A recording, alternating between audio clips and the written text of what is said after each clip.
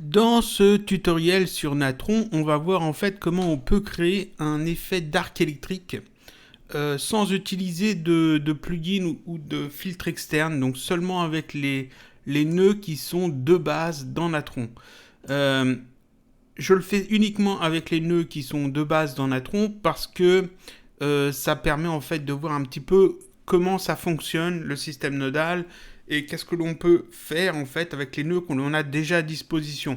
Mais il faut savoir que la communauté Natron a déjà mis à disposition plein de nœuds, de filtres nouveaux qu'on peut installer dans Natron. Ils ne sont pas installés dans la version que j'utilise ici parce que j'ai tout simplifié pour le tutoriel, mais normalement on a une catégorie en fait pour la communauté et il y a tout un tas de nœuds supplémentaires qui sont parfois un petit peu en version bêta, parfois qui sont assez solides, et il y a des nœuds en fait pour faire des arcs électriques assez facilement. Mais là en fait on va voir en fait comment on peut utiliser le système nodal de Natron pour créer un effet d'arc électrique que l'on peut ensuite placer sur une vidéo ou sur une image. Je vais essayer de rester au plus simple. Alors ici, on a toujours notre viewer. Je ne représente pas l'interface. Je pense que c'est bon. Vous pouvez aller voir les deux vidéos précédentes sur Natron pour avoir quelques informations supplémentaires sur l'interface. Ici, ce que l'on veut, en fait, c'est afficher ici une image. Alors, une image ou une vidéo. Et puis, par-dessus, mettre, en fait, un arc électrique qui pourrait très bien être le résultat d'un tir de blaster ou alors un arc électrique entre deux éléments qui sont proches et qui sont électrifiés, ou peut-être un arc électrique qui sort de la main d'un personnage, etc. Bref, on veut en fait créer un arc électrique. Si on regarde en fait dans les nœuds de Natron, il n'y a pas de truc qui dit ce nœud-là fait un arc électrique. Parce qu'il y en a un dans les filtres de la communauté, mais ici, il n'y a pas de truc qui sert à ça spécifiquement. Il y a plein de nœuds qui vont permettre de le faire, mais ça demande un petit peu de travail. Ce que je vais faire en premier, ça va être de charger en fait mon image de fond. Alors non, en premier même, je vais spécifier ici que je travaille en 25 images par seconde. Je vais travailler en 1280 par 720. Pour les tutoriels, je devrais même peut-être mettre moins en fait, vu que j'enregistre en même temps. Mais non, on va rester là-dessus. Je mettrai le proxy si ça lag un peu. Et donc je vais charger en fait ici une image. Je vais prendre une image parce que j'ai pas de vidéo sous la main pour ça. Mais on va prendre une image totalement au pif. Voilà, j'ai chargé une image. Et puis si on veut voir cette image à quoi elle ressemble, il faut la relier au viewer, comme je l'ai expliqué dans les précédents tutoriels. Ou alors je peux juste sélectionner cette image et puis appuyer sur la touche 1 pour qu'elle soit reliée par le pipeline, la ligne 1 ici du viewer. Et voilà à quoi ressemble notre image. Cette image, je veux lui ajouter donc par-dessus un effet d'arc électrique. Donc à un moment donné, cette image, il y aura ici un merge qui permettra de mélanger cette image qui sera le fond à quelque chose d'autre. Donc cette image, je la sélectionne, elle est sélectionnée, et j'appuie sur la touche M pour ajouter le nœud merge. Voilà. Et comme c'était sélectionné ici, le nœud merge est tout de suite, alors je vais essayer de gagner un peu de place, tout de suite rattaché en fait à l'image par le lien B. Et donc ici par le lien A, on peut maintenant y coller quelque chose. Alors je vais essayer de me mettre plutôt dans ce sens-là, ça sera peut-être plus logique. Voilà, à faire ça. Ici par le lien A, on peut ajouter quelque chose qui sera mis par-dessus cette image. Qu'est-ce que l'on veut mettre par-dessus? On veut mettre donc un arc électrique, on va dire blanc, et donc il faut que je crée cet arc électrique. Donc ce que je vais faire, je vais détacher l'image temporairement, on va mettre le viewer ici. Ce que je vais faire, c'est que je vais créer en fait un fond noir avec une ligne blanche, tout bêtement. Pour faire un fond noir, il y a plusieurs méthodes. Ici, on peut ajouter un constant ou un solide. Ces deux éléments-là font un fond noir. La différence, c'est que le solide est un fond noir opaque et le constant peut être transparent. Il y a la possibilité qu'il soit transparent. Donc, il y a juste une petite différence entre les deux. Ici, je vais mettre un constant. Donc, on prend un constant, voilà, et puis on va le relier au viewer. Si je mets comme ça, hop, il est relié au viewer. Vous voyez que c'est un fond noir. Je veux une ligne blanche parce que notre éclair sera blanc. Donc en fait, je sélectionne ce constant et après ici je vais ajouter en fait un rectangle. Donc ici je vais aller chercher rectangle, se trouve là dans dessiner rectangle. Tac. Comme le constant était déjà sélectionné, le rectangle est lié au constant directement. Mais on peut faire les liens après à la main, il n'y a aucun problème. Donc ici j'ai un constant et un rectangle. Mettre ça comme ça. Le rectangle est vraiment très grand, oui, ça fait un grand rectangle blanc. Si je double-clique dessus, voilà les propriétés, ça fait une couleur blanche qui est très très grand. Ici, il y a des petites poignées qui permettent de le redimensionner. Et ce que je veux, justement, c'est le redimensionner. Je veux juste une petite ligne blanche. Donc on va s'arranger pour que ça fasse quelque chose comme ça. Voilà, un truc assez fin. On peut retoucher par la suite de toute façon. Mais je veux quand même une ligne assez fine, voilà, un truc comme ça. Voilà, on verra si on retouche après. Donc ça, j'ai une ligne. Mais ça, je peux maintenant l'attacher ici au A du merge. Et le merge, l'ajouter sur le viewer. Et on a donc ici une ligne blanche sur un fond image. Et si je retire tous les éléments ici, on voit juste en fait, on retire tous les gizmos, on voit en fait juste la ligne blanche sur l'image. Seulement là, on est très loin d'un arc électrique. Un arc électrique, c'est pas juste une ligne blanche, c'est un truc qui est tout plein bizarre, qui part un petit peu dans tous les sens. Ça fait un petit peu fractal, ça fait un truc qu'on comprend pas trop la forme, et puis c'est animé. Comment je peux faire ça? Eh bien, il va falloir que j'ajoute une déformation là-dessus. Comment je peux faire les déformations là-dessus? En fait, il y a plein de nœuds qui vont me permettre de faire des déformations sur les images, mais je vais pas forcément trouver le nœud qu'il me faut pour déformer cette ligne blanche en particulier et lui donner un look d'arc électrique. Seulement, il y a un nœud qui est intéressant, c'est le e-distort. Alors, je vais l'ajouter, je vais retirer ça temporairement, on va mettre ça de côté, et je vais aller chercher le nœud e-distort. Donc, tabulation, IDI, e-distort, là, c'est un transform, tac. Et ce nœud a une petite particularité, ce nœud il est très intéressant parce qu'en fait on affiche ici, on relie ici une source, donc quelque chose qu'on veut déformer, et ici on va utiliser des UV, c'est-à-dire une image qui contient en fait des données. Les UV, si vous faites de la 3D, vous savez à peu près ce que c'est. Je ne vais pas trop rentrer dans les détails, mais en fait ici on va utiliser une image qui sera plutôt en niveau de gris, qui va être utilisé pour déformer la source. Et puis qui va nous faire en sortir en fait une image déformée. Donc c'est quand même vachement pratique parce que c'est exactement ce que l'on veut faire. Donc ici ce que je veux déformer c'est le rectangle. Donc la source ici c'est le rectangle. Tac, je relie ça au rectangle. Maintenant il va me falloir quelque chose ici pour déformer. Comme j'ai dit ça peut être en fait une image en niveau de gris. Et on veut un truc tout bizarre en niveau de gris qui fasse vraiment arc électrique. Comment on peut faire ça? Qu'est-ce qui pourrait ressembler à un arc électrique? En fait, si je faisais ça dans Photoshop à l'ancienne, j'ouvrirais en fait une image blanche, et puis je mettrais ou noir, et je mettrais en fait un filtre nuage. Et ensuite, je jouerais en fait avec les niveaux pour avoir en fait cette forme spéciale. Et dans Natron, on a à peu près la même chose. C'est-à-dire qu'ici, je peux aller chercher dans le draw, j'ai un SE Noise, c'est-à-dire un bruit. Alors ici, il y a le noise comme ça il y a ce noise là, je vais vous le montrer d'ailleurs. Tac, il y a ce noise là, qui est un bruit, alors il faut que je zoome beaucoup dessus, oui, un bruit spécial, genre télé qui marche mal, par exemple, une vieille télé qui marcherait mal, ça ajoute un bruit coloré, c'est pas le bruit qu'on veut. Celui-là, je vais le retirer.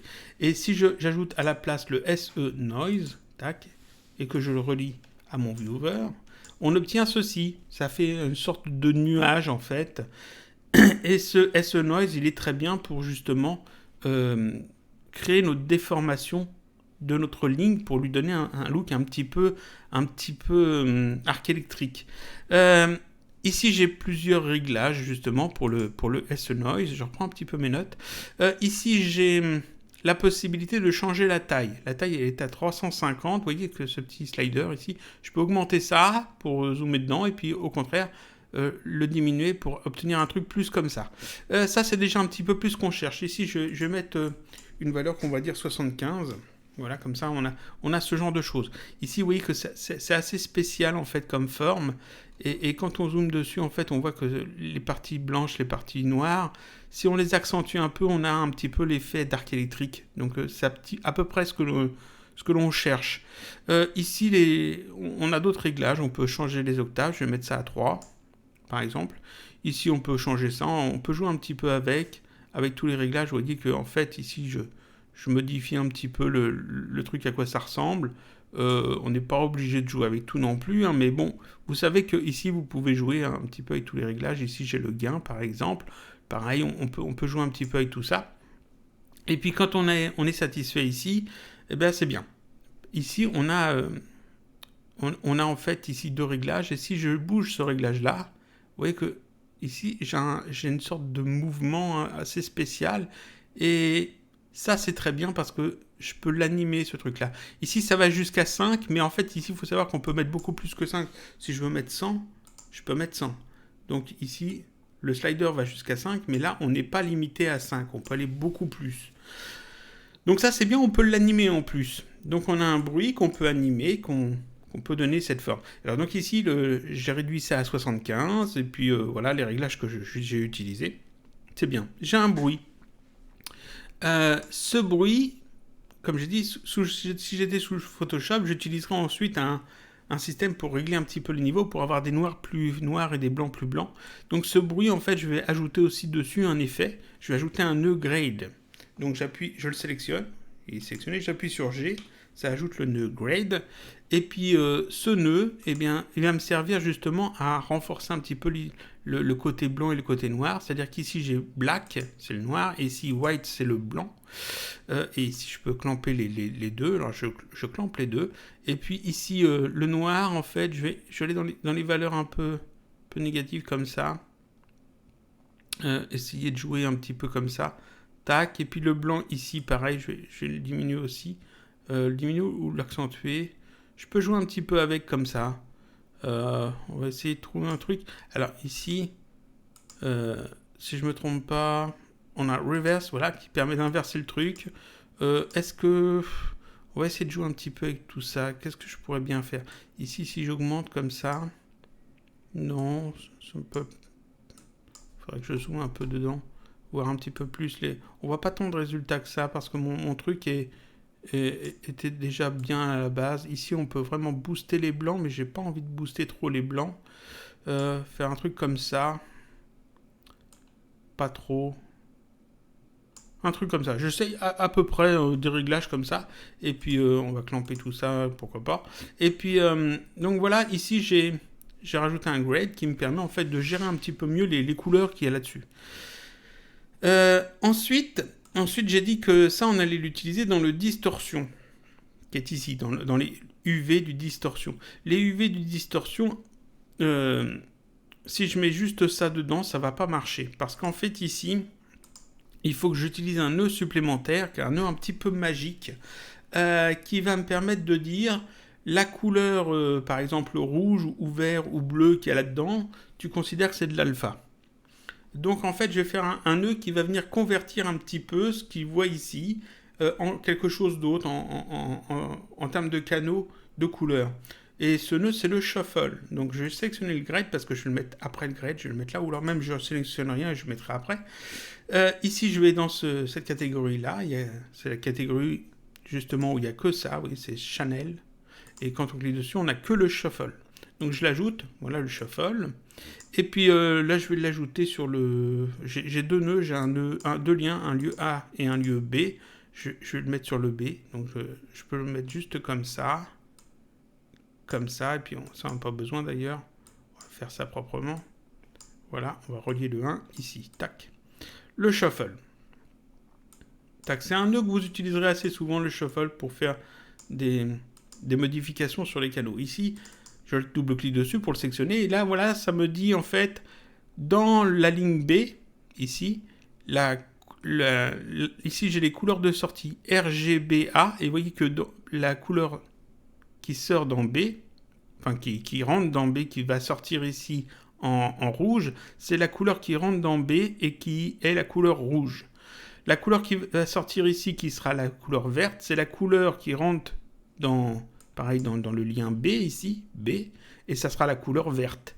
Et le bleu qui sort, c'est la couleur qui rentre ici dans B et qui est bleu. Donc ici, le rouge, on dit que c'est du rouge, le vert, on dit que c'est du vert, et le bleu, on dit que c'est du bleu. Et puis le A ici, c'est l'alpha. Et donc on dit que l'alpha qui sort par là, eh bien c'est la couleur alpha, en fait c'est l'alpha qui rentre depuis le lien B. Sauf que ici, on veut justement modifier un petit peu ça. Ici, à la place de sortir l'alpha, je vais dire que c'est la couleur rouge. Voilà. Tout bêtement. C'est-à-dire que ici, l'alpha qui sort là, qui est considéré comme de l'alpha, c'est la couleur rouge qui rentre ici. Donc ici, on rentre du rouge et le rouge se transforme en alpha. Tout bêtement. C'est un nœud qui ne va pas servir à beaucoup d'autres choses que ça, mais ça sert souvent en fait dans des setups nodales parce qu'on a besoin de changer des canaux en d'autres canaux. On a besoin de changer des couleurs en d'autres couleurs ou jouer avec de l'alpha. Ici, je pourrais tout à fait dire que l'alpha qui sort est à un niveau 1 ou un niveau 0, donc soit en blanc, soit en noir. Je peux lui demander que ça soit la couleur qui rentre par le lien A ou par le lien B, etc. Donc ici, dans alpha, je mets juste... c'est pas celui-là, c'est celui-là. Je mets B, couleur rouge. Donc la couleur rouge qui rentre ici par le lien B, ici, ça correspond à de l'alpha. Cet alpha, en fait, ce shuffle, cet alpha, on va l'utiliser. Ce shuffle, on va le relier, en fait, ici, aux UV de mon eDistort. Tac, les UV du eDistort, c'est relié au shuffle. Voilà. Je vais dans le eDistort. Alors, je double-clique dessus pour afficher. Alors, on va peut-être tout fermer puis afficher que ça. Voilà, je double-clique dessus pour l'afficher. Ici, qu'est-ce qu'on a comme info ici? U-channel et V-channel, donc les UV, ça m'indique en fait qu'est-ce qu'on utilise. Et puis ici, alpha channel, ça m'indique aussi qu'est-ce qu'on utilise. Ici, donc, pour le U, ça va être la couleur rouge. Pour le V, c'est la couleur verte. Et pour l'alpha, on utilise l'alpha. Ici, on a quelques réglages que l'on peut retoucher, mais il n'y a pas vraiment besoin. Ce que je vais faire, je vais juste modifier ça. Je vais le booster comme ça, de beaucoup, histoire qu'on voit quelque chose. Je vais l'exagérer. Un truc dans ce genre-là. Et puis c'est tout. Et ici, le eDistort, si je relie au viewer, voilà ce que l'on obtient. C'est-à-dire que ici, on obtient quoi? On obtient le rectangle, si je détache ça. Ici, alors forcément, le distort ne marche plus parce que j'ai détaché, voilà. Avec la touche D, on peut désactiver un lien, un nœud. C'est-à-dire que je sectionne le nœud, si j'appuie sur D, là, il est activé. Si j'appuie sur D, il est désactivé. Donc ici, vous voyez, on a le rectangle. Et puis sur le UV, en fait, j'ai ajouté le shuffle.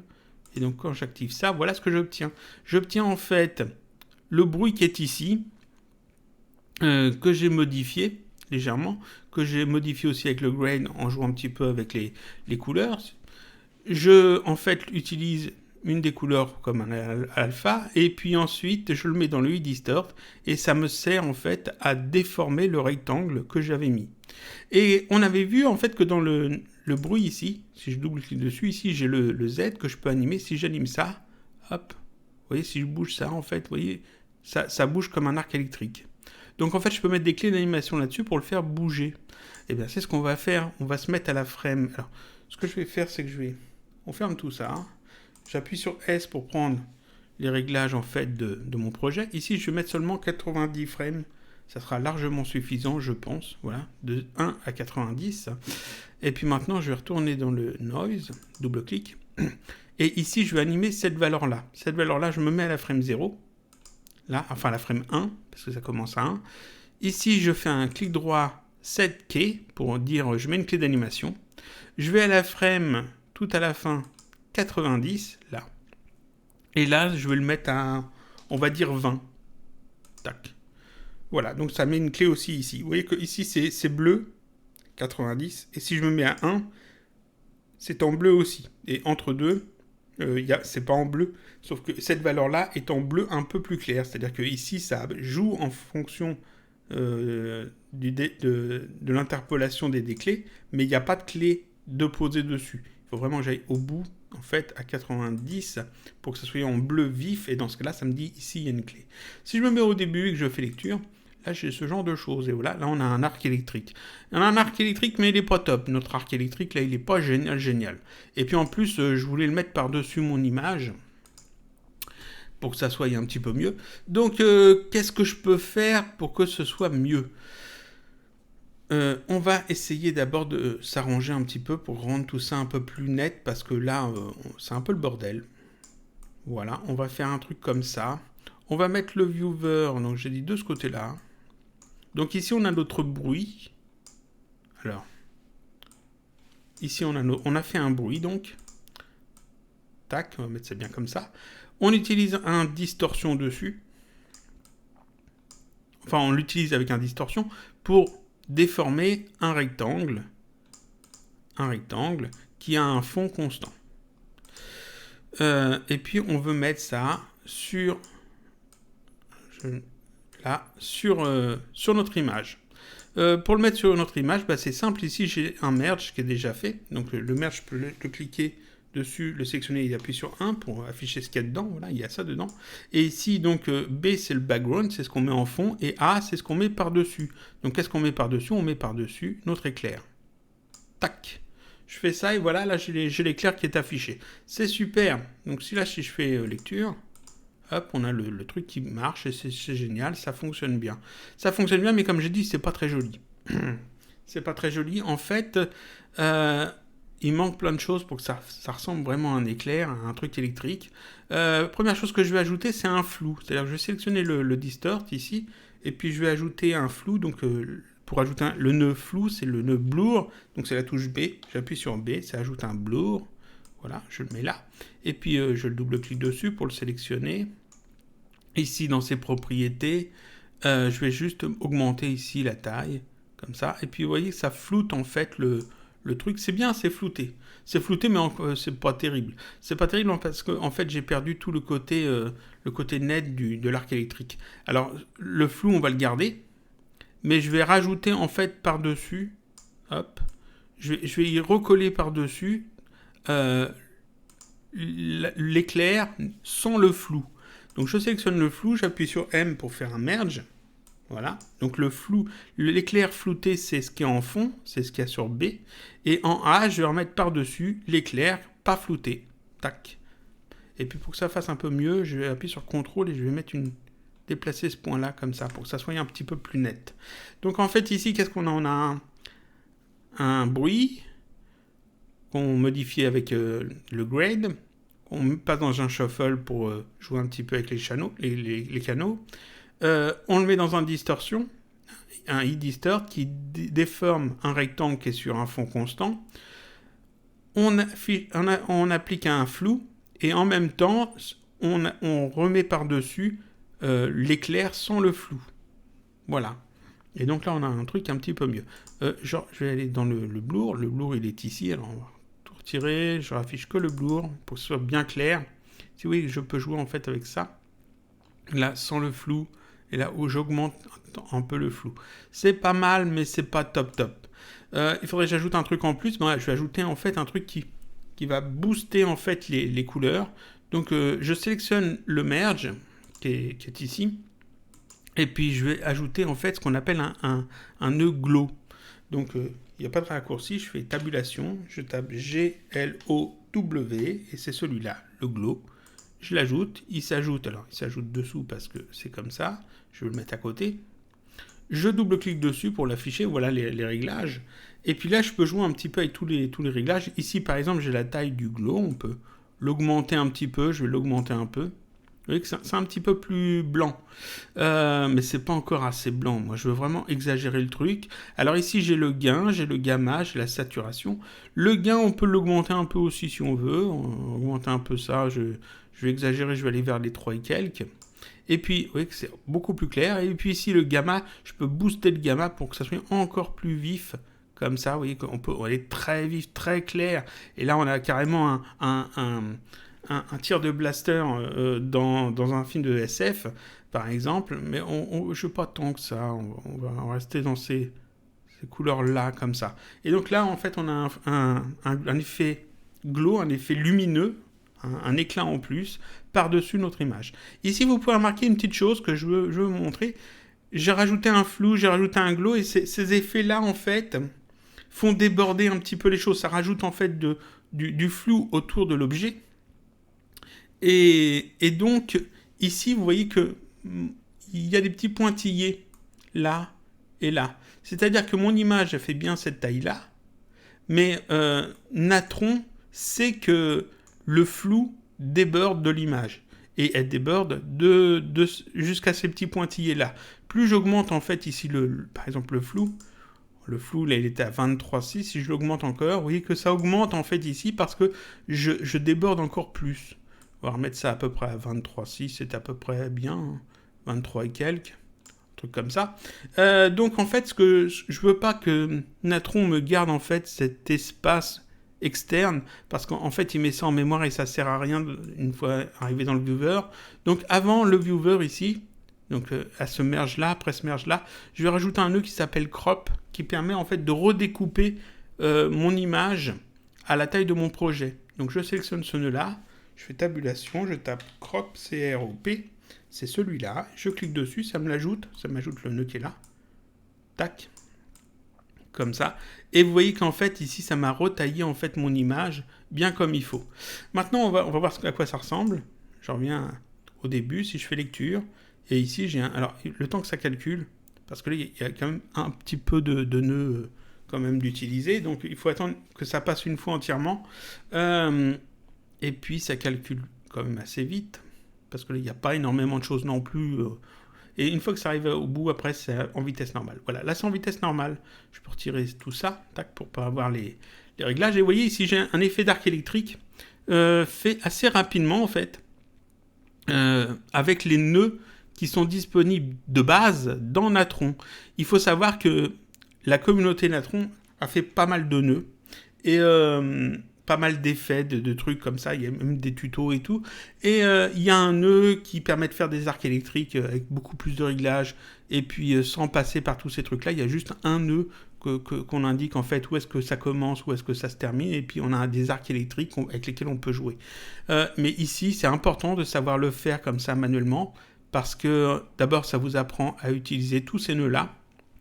On a vu plusieurs choses, ici on a vu le head distort, on a vu qu'on pouvait faire des rectangles, qu'on pouvait utiliser des constantes ou des solides. On a vu le shuffle, on a vu comment on utilisait les merges, on a vu qu'on pouvait mettre un blur, un glow, on a vu le nœud crop. Et donc, en fait, ici, on a vu plusieurs nœuds on n'aurait pas vu, en fait, si j'avais juste utilisé un plugin qui fait le truc tout seul. Donc, ça, c'est un petit effet tout bête. Et si je voulais, en fait, ici, je pourrais tout à fait... peut-être même avant le crop, ici je me mets... non, mais c'est pas là en fait. Tac, ici, après le glow, là où l'effet en fait de l'éclair se termine, tout ça en fait, tout ça c'est l'éclair. Donc tout ça on peut le sélectionner. Alors j'ai bien tout sélectionné. Là, et puis je vais mettre un backdrop. C'est là. Tac, ça c'est mon effet d'éclair. Tac. Et mon effet d'éclair ici, donc après le glow, ici je pourrais rajouter un transform, donc touche T, transform que je mets en extérieur ici du backdrop. Et puis ce transform, vous voyez, en fait, ça me permet de par exemple, tac, de prendre le machin et puis de le tourner un petit peu comme je veux. Si je voulais le mettre comme ça horizontalement, comme ça, je pourrais dupliquer ce backdrop, en fait, en avoir plusieurs. Je peux déplacer le truc un petit peu comme ça, comme je veux. Je peux jouer en fait après avec ces réglages, le rendre plus fin, plus épais, plus long, etc. On peut jouer avec tous les réglages, on peut zoomer dessus, dézoomer, etc. On peut l'ajuster comme on veut. Donc ici, par exemple, le transform, je vais le remettre à 0 et je vais juste l'étirer un petit peu comme ça, voilà. Voilà. Et puis, on peut retirer tout ça. Pour que ça se calcule plus vite, ici, je vais activer le proxy qu'on a vu la dernière fois. Donc ici, je clique là-dessus et puis en fait, quand je fais lecture ici, ça se télécharge, ça se télécharge pas, ça se rend beaucoup plus vite, vous voyez. La qualité est moins bonne, mais ça se rend plus vite. Donc ici, j'ai un petit effet de glow et puis tout à fait, ici, je pourrais tout à fait rajouter, dire bon bah ça c'est mon effet, donc c'est bien. J'ai tous ces trucs là, Là, on va le mettre là. Ici, j'ai un crop. Je pourrais tout à fait rajouter un texte, par exemple. Donc, tabulation, T, texte. J'ajoute un autre texte que je voudrais peut-être mettre... alors, il faut que je le mette par-dessus. Donc, je vais sélectionner ce merge-là. Appuyer sur M pour faire un autre merge. Tac. Et puis, là, le lien A, c'est le texte. Voilà. Je sélectionne le texte. Je vais lui dire, tu me centres le truc. Alors, pas comme ça. Comme ça. Et puis, on va mettre ici du texte. On va mettre Natron. Natron. On va mettre ça en assez gros. Voilà. Comme ça. On peut changer la police de caractère. Comme ça. Voilà. Et puis, je pourrais rajouter peut-être d'autres choses. Je sais pas. Ici, ce texte, il est bien. Mais j'aimerais j'aimerais peut-être une ombre dessus. Donc, je le sélectionne. Et puis, normalement, j'ai un truc pour faire des ombres. Donc, tabulation. Drop shadow. Tac. Drop shadow. Ça rajoute une ombre, vous voyez. Et je peux contrôler, en fait, la distance de l'ombre. Je peux contrôler, en fait, son opacité. Plus ou moins clair. Faire un truc comme ça. Voilà. Je pourrais mettre un flou là-dessus si je voulais. L'éclair qu'on a fait, là, il est bien. Il est bien. On va déplacer tout ça comme ça. C'est de gagner un peu de place. Il est bien, mais je peux peut-être vouloir le colorer un peu. Donc, je me mets ici sur le transform, la sortie de l'éclair. J'appuie sur G pour faire un grade. Et puis, ce grade, je le sélectionne. Là, j'ai multiplie. Je vais changer la couleur qui est ici. On va peut-être mettre ça en bleu. Vous voyez que si je peux mettre du bleu, bleu un peu plus clair quand même, comme ça. Voilà. Un peu comme ça. On fait OK. Et puis là, je refais mon petit rendu. Tac. On va retirer tout ça. Tac, on n'a pas besoin. Et vous voyez qu'en fait, alors ici, il y a un truc pas beau sur le fond parce que j'ai hop. J'ai fait un truc qu'il fallait pas.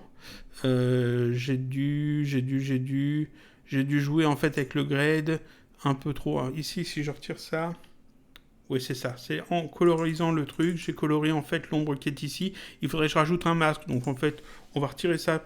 Je vous expliquerai ça une autre fois. On va garder du blanc. Natron d'ailleurs en blanc était peut-être mieux aussi. Je vais mettre ça en blanc. C'est peut-être mieux en blanc. En blanc comme ça. Ouais, c'est mieux, c'est mieux. Je vais remettre ça. Tac. Et vous voyez qu'en fait, en rien de temps, en fait, on a fait un petit effet. Alors, cet éclair, je pourrais peut-être aussi le mettre plutôt dessous.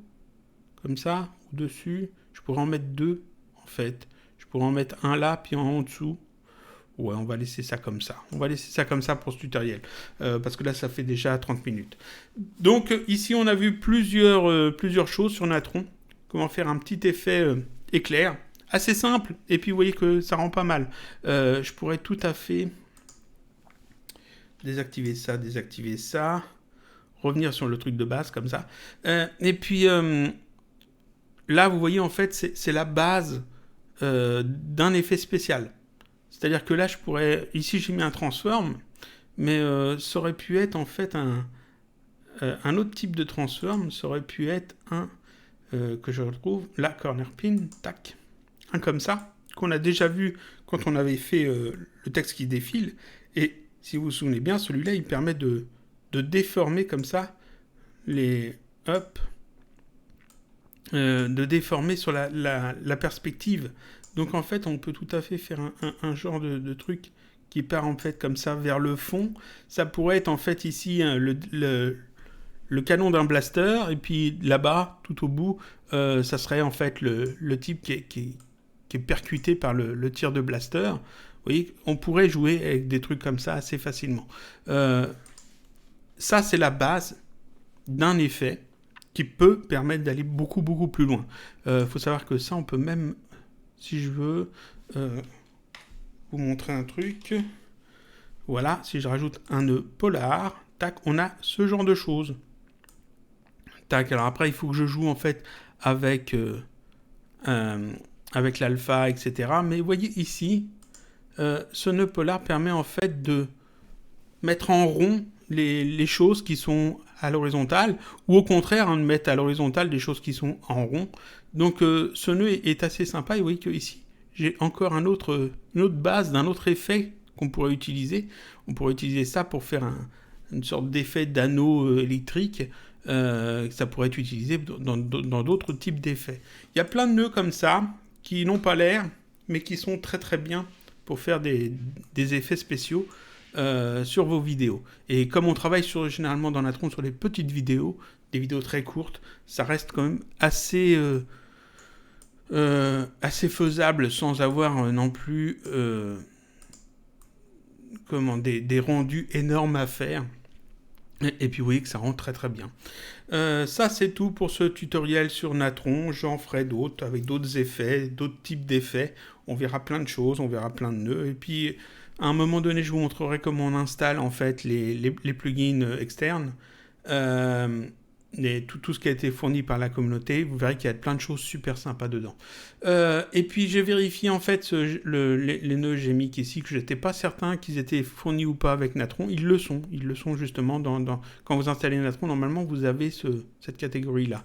Il y a une époque, il fallait l'installer, donc je l'avais installé. Quand j'ai mis à jour Natron, je savais plus si elle était là parce que je l'avais installée et que c'était gardé, ou si c'était mis d'office maintenant dans les nouvelles versions. En fait, c'est mis d'office dans les nouvelles versions. Et puis, il y a d'autres nœuds qui vont arriver. Voilà.